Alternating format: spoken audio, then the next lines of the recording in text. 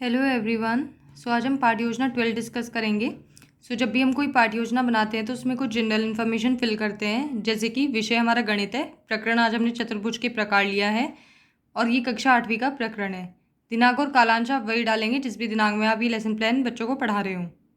उसके बाद आते हैं हमारे सामान्य उद्देश्य। जो हमारे सामान्य उद्देश्य होते हैं वो सब्जेक्ट ओरिएंटेड होते हैं, यानी कि अगर हम बच्चों को सब्जेक्ट गणित पढ़ा रहे हैं तो हमें गणित पढ़ाने के हमारे क्या उद्देश्य होने चाहिए।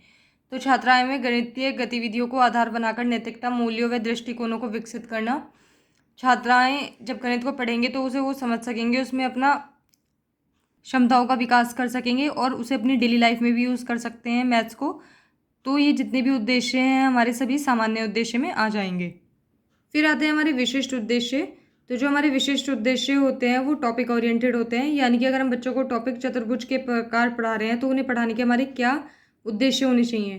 तो छात्राएं चतुर्भुज के प्रकार के विषय में ज्ञान प्राप्त कर सकेंगी, छात्राएं चतुर्भुज के प्रकार के बारे में समझ सकेंगी, छात्राएं चतुर्भुज का क्षेत्रफल से संबंधित प्रश्नों को हल कर सकेंगी। तो ये सभी उद्देश्य हमारे टॉपिक से रिलेटेड विशिष्ट उद्देश्यों में आ जाएंगे। फिर आती है हमारी सहायक सामग्री। तो ये छात्र अध्यापिका के लिए होती है, इन सब की मदद से वो बच्चों को पाठ्य योजना पढ़ाती हैं, जैसे कि चार्ट, चौक, डस्टर, रोलर बोर्ड, सांकेतक आदि। फिर आता है पूर्व ज्ञान। तो छात्राएं चतुर्भुज के प्रकार के विषय में सामान्य जानकारी रखती हैं। फिर लिखेंगे हम प्रस्तावना प्रश्न। तो जो हमारे प्रस्तावना प्रश्न होते हैं वो इसलिए उनका जो मेन एम होता है वो ये होता है कि बच्चों में इंटरेस्ट डेवलप कर पाएँ। जो भी हम टॉपिक उन्हें पढ़ाने जा रहे हैं तो ये उससे पहले पूछे जाते हैं और इनकी जो संख्या होती है वो 4 से 5 होती है और इन्हें जो बनाने का या पूछने का पैटर्न होता है वो जिगजैग पैटर्न फॉलो होता है, यानी कि जो क्वेश्चन फर्स्ट का आंसर आएगा उससे रिलेट करके हमें नेक्स्ट क्वेश्चन पूछना है, फिर जो उसका आंसर आएगा उससे रिलेट करके नेक्स्ट, ऐसे करते करते उन्हें हम लास्ट अपने टॉपिक तक ले आएंगे। तो इसमें 2 कॉलम बनेंगे, छात्र अध्यापिका क्रियाएं और छात्र क्रियाएं। तो क्वेश्चन फर्स्ट है, यह किस प्रकार का वक्र है। तो एक शामपट पे हम ड्रॉ करके दिखा देंगे तो बच्चे बता देंगे ये बंद वक्र है। उसके बाद बंद वक्र में कितनी भुजाएं होती हैं। तो इसकी 4 भुजाएं होती हैं। देन थर्ड, 4 भुजाओं वाला एक बंद वक्र क्या कहलाता है। तो ये चतुर्भुज कहलाता है। उसके बाद लास्ट चतुर्भुज कितने प्रकार के होते हैं। तो ये आ जाएगा हमारा संभावित उत्तर। संभावित उत्तर का मतलब होता है कि बच्चे शायद बता ना पाए कि चतुर्भुज कितने प्रकार के होते हैं। तो जब भी हमारा संभावित उत्तर आ जाए उसके बाद हम उद्देश्य कथन बोल देंगे, छात्राओं आज हम चतुर्भुज के प्रकार के विषय में विस्तृत अध्ययन करेंगे। फिर हमें कोई शिक्षण बिंदु लेने होते हैं।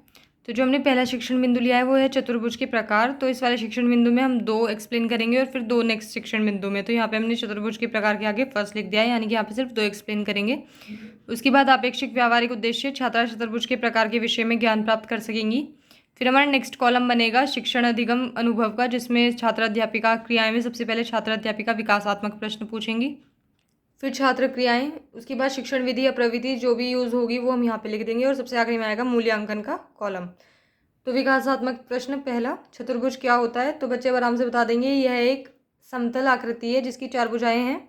उसके बाद सेकंड, चतुर्भुज कितने प्रकार के होते हैं। तो ये आ जाएगा हमारा संभावित उत्तर। तो बच्चे इसे शायद ना बता पाएँ कि चतुर्भुज कितने प्रकार के होते हैं, तो अब छात्र अध्यापिका बताएंगे। उसके बाद जो हमने शिक्षण विधि या प्रविधि यूज़ की है वो है प्रश्नोत्तर विधि, क्योंकि यहाँ पे जो छात्र अध्यापिका है उन्होंने बच्चों से विकासात्मक प्रश्न पूछे हैं और उन्होंने उत्तर दिए हैं, तो ये आ जाएगी हमारी प्रश्नोत्तर विधि।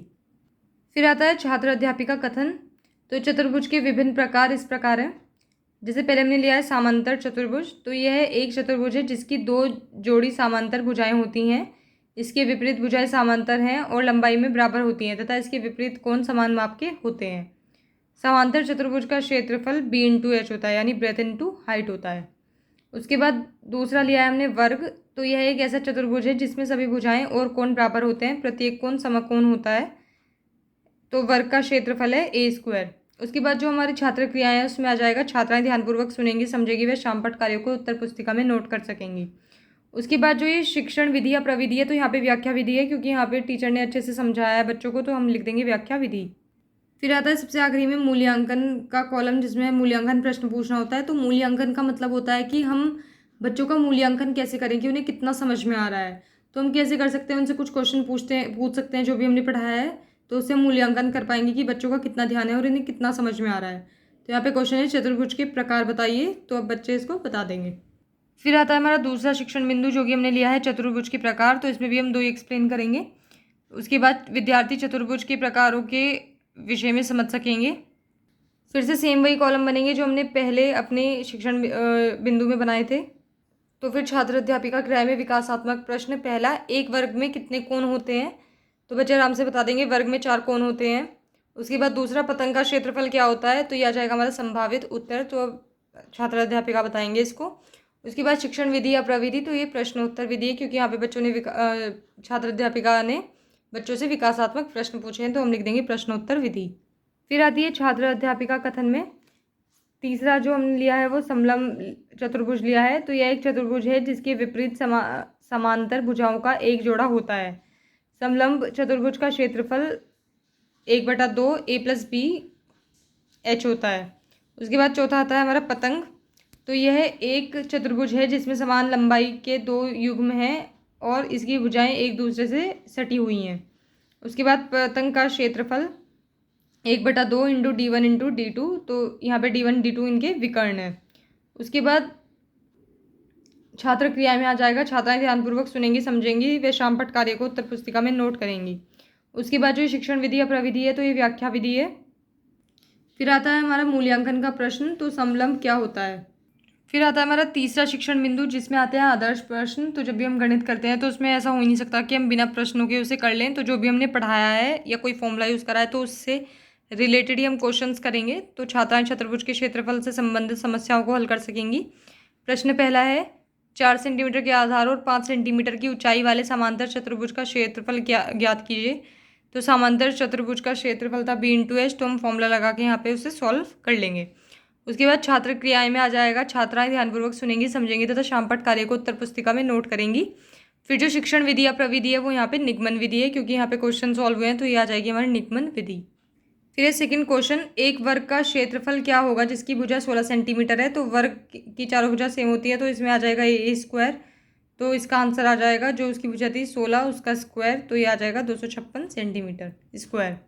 उसके बाद आते हैं हमारे अभ्यास प्रश्न। तो जब भी जो टीचर होती हैं वो बच्चों को क्वेश्चन बोर्ड पे सॉल्व करा देती है, उसके बाद वो कुछ अभ्यास करने के लिए क्लासरूम में ही प्रश्न देती हैं कुछ। तो इसमें आ जाएगा, छात्राएं चतुर्भुज के क्षेत्रफल से संबंधित समस्याओं को हल कर सकेंगे। तो प्रश्न पहला है, 8 सेंटीमीटर के आधार और 12 सेंटीमीटर की ऊंचाई वाले समांतर चतुर्भुज का क्षेत्रफल ज्ञात कीजिए। उसके बाद दूसरा है, पतंग का क्षेत्रफल ज्ञात कीजिए जिसके लंबे और छोटे विकर्ण क्रमश 22 सेंटीमीटर और 12 सेंटीमीटर है। उसके बाद छात्र क्रियाएं में छात्राएं ध्यानपूर्वक सुनेंगी, समझेंगी तथा शामपट कार्य को अपनी उत्तर पुस्तिका में नोट करेंगी। और जो ये हमारी शिक्षण विधि या प्रविधि है तो ये अभ्यास कार्य विधि है, क्योंकि यहाँ पे छात्र अध्यापिका ने बच्चों को अभ्यास करने के लिए प्रश्न दिए, तो ये आ जाएगी अभ्यास कार्य विधि। उसके बाद आता है हमारा मूल्यांकन का प्रश्न। तो ये है, वर्ग का क्षेत्रफल ज्ञात कीजिए जिसकी भुजा 8 सेंटीमीटर है।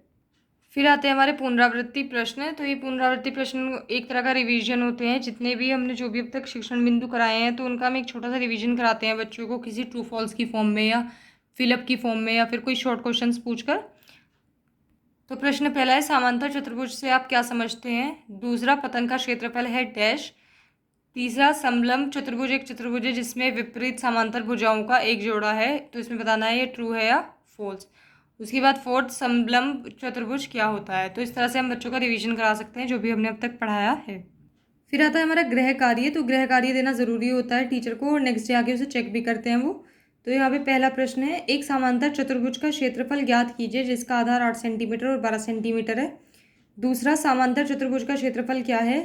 तीसरा, वर्ग का क्षेत्रफल ज्ञात कीजिए जिसकी भुजाएं 12 सेंटीमीटर है। चौथा, समलंब चतुर्भुज का क्षेत्रफल कितना होता है।